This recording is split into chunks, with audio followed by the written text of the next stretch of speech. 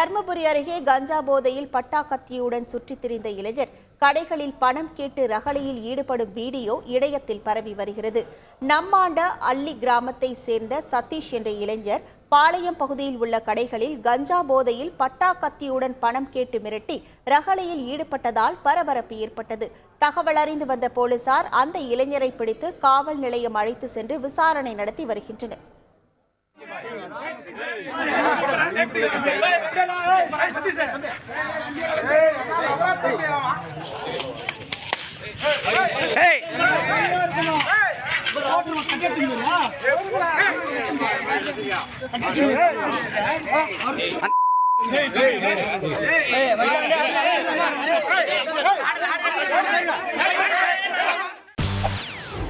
செய்திகளை உடனுக்குடன் தெரிந்து கொள்ள உடனே சப்ஸ்கிரைப் பண்ணுங்க.